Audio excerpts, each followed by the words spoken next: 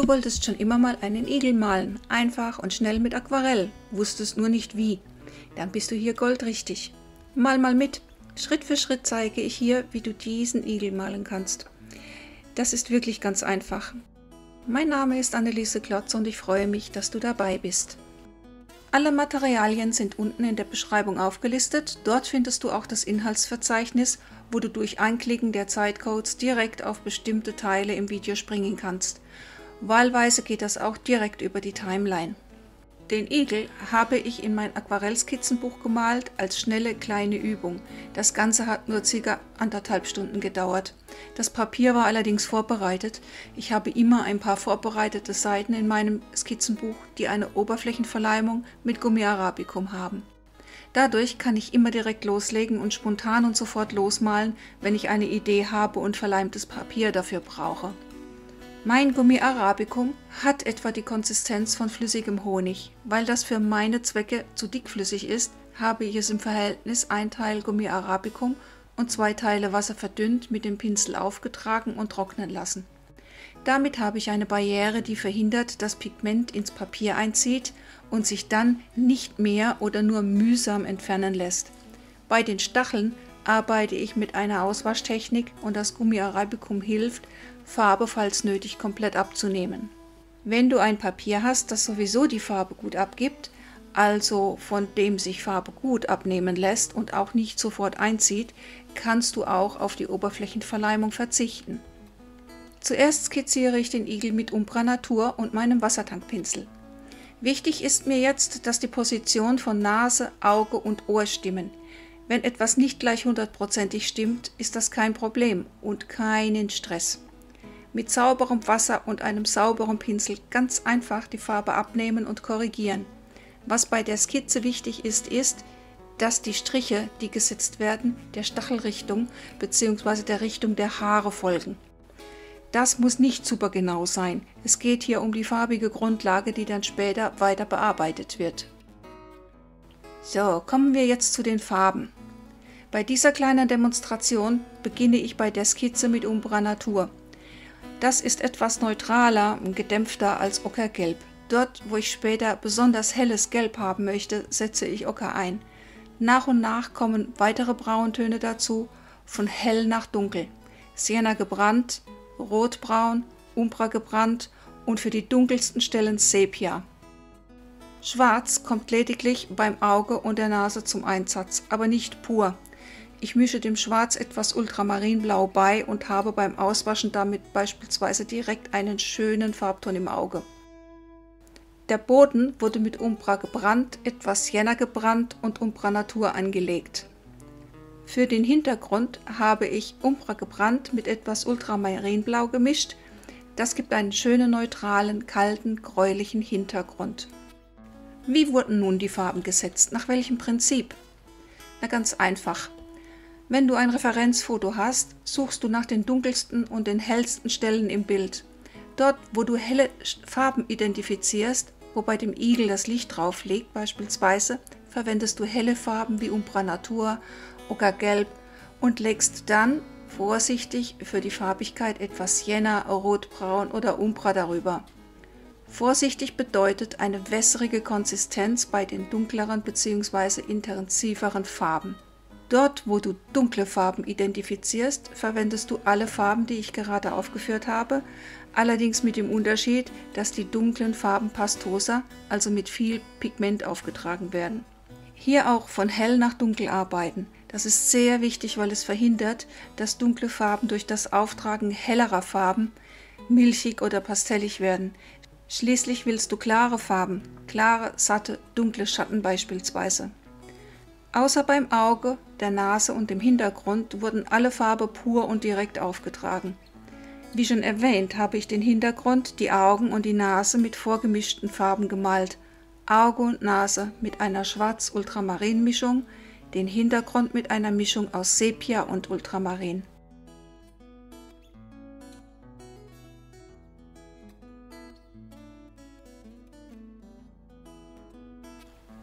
Wenn du aufmerksam beobachtet hast, ist dir aufgefallen, dass sich die Farbe auf dem Gummi Arabicum etwas zusammenzieht, automatisch so kleine Spots entstehen, ähnlich den Mustern, die entstehen, wenn du Salz einsetzt, nur nicht so stark. Das ist ein interessanter Effekt. Das lässt sich beispielsweise super einsetzen, wenn du ein Obststillleben malen möchtest und das Obst eine gewisse Textur oder Struktur haben soll. Dem Boden wollte ich nur etwas Struktur geben, dass er etwas nach Erde, trockenem Moos oder sowas Ähnlichem aussieht. Salz aufgestreut, leicht mit Wasser angesprüht und trocknen lassen. Ganz wichtig ist die Feuchtigkeit auf dem Papier. Vermeide Wasserpfützen. Das Papier sollte nass sein, aber nicht tropfend nass oder mit Wasserpfützen. Wenn du von der Seite schaust, sollte es nass glänzen. Das Ansprühen mit Wasser hilft zusätzlich, Ausblühungen zu bekommen. Wahlweise kannst du auch mit einer Zahnbürste oder dem Pinsel Wassertropfen aufspritzen. Der beste Zeitpunkt fürs Aufspritzen von Wassertropfen ist hier, wenn das Papier nass glänzt. Nicht übertreiben mit den Wassertropfen. Bei zu viel aufgespritztem Wasser neigt die Farbe dazu, zusammenzulaufen und es können keine schönen Ausblühungen entstehen.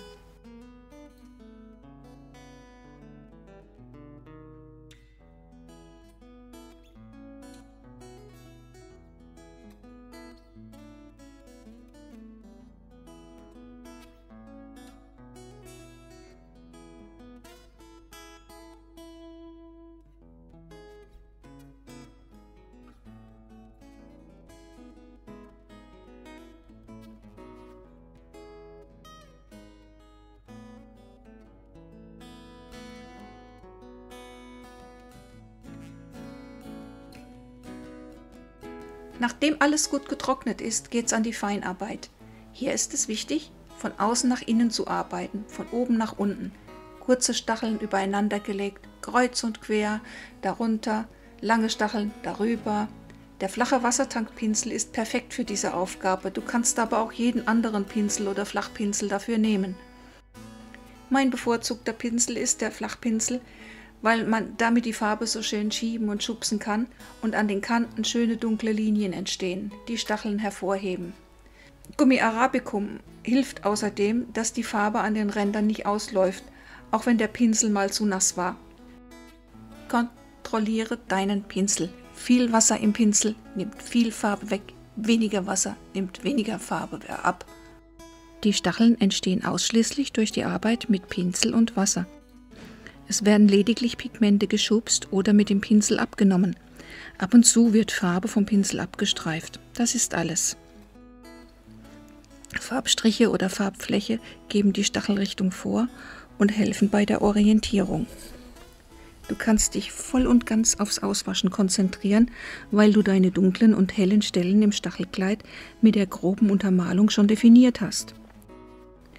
Einfach Spaß haben, entspannt das Stachelkleid ausarbeiten, ganz ohne Stress und mit viel Freude zusehen, wie der Igel immer konkreter wird.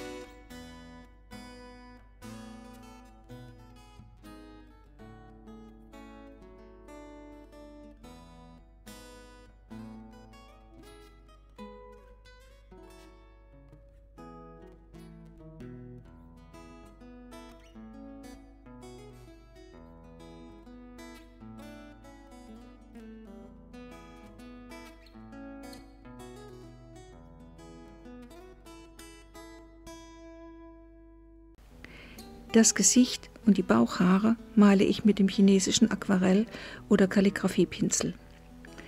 Der hat etwas steifere Haare, die aber nicht so steif sind wie Borsten. Im Video Fell in Aquarell realistisch malen oder mal anders malen, kannst du dir das Haaremalen genauer ansehen. Am Ende von Fell in Aquarell malen, mal anders malen, stelle ich eine Auswahl von Pinseln vor, die sich auch gut fürs Haaremalen eignen. Ich verlinke das Fellmalvideo am Ende dieses Videos.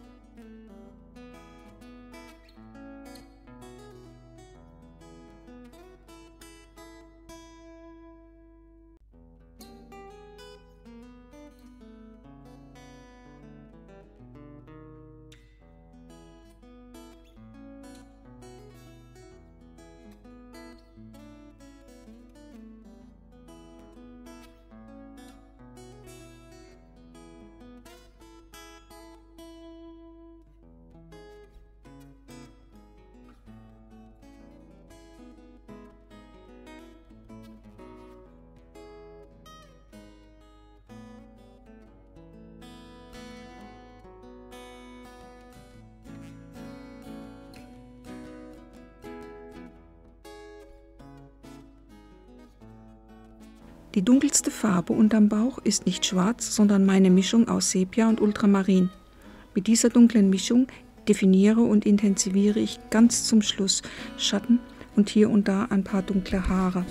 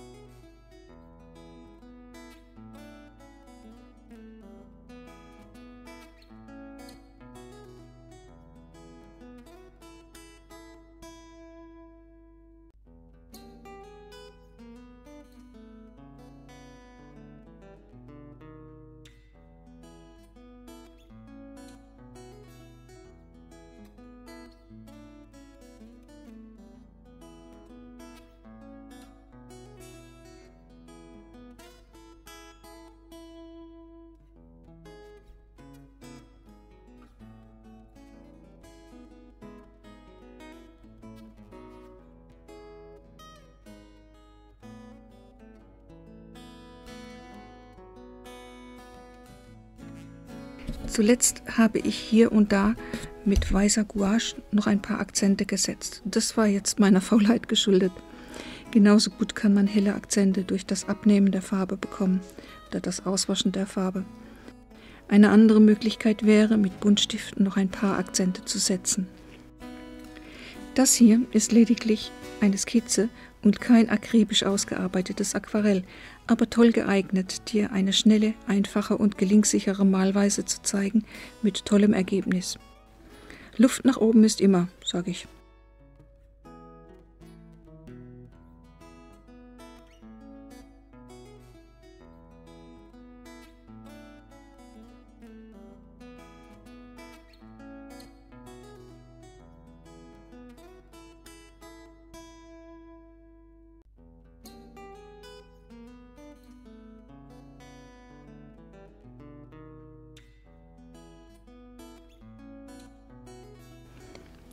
Hat dir dieses Video gefallen? Dann helfe mir bitte, dass dieser Kanal wächst, indem du mir einen Daumen hoch gibst und meinen Kanal abonnierst. Wenn du keine neuen Videos von mir verpassen willst, klicke einfach noch die Glocke neben dem Abo-Button. Dann wirst du informiert, sobald ich etwas Neues hochlade. Ein Like von dir ist der Applaus für mein Video. Dankeschön und bis demnächst.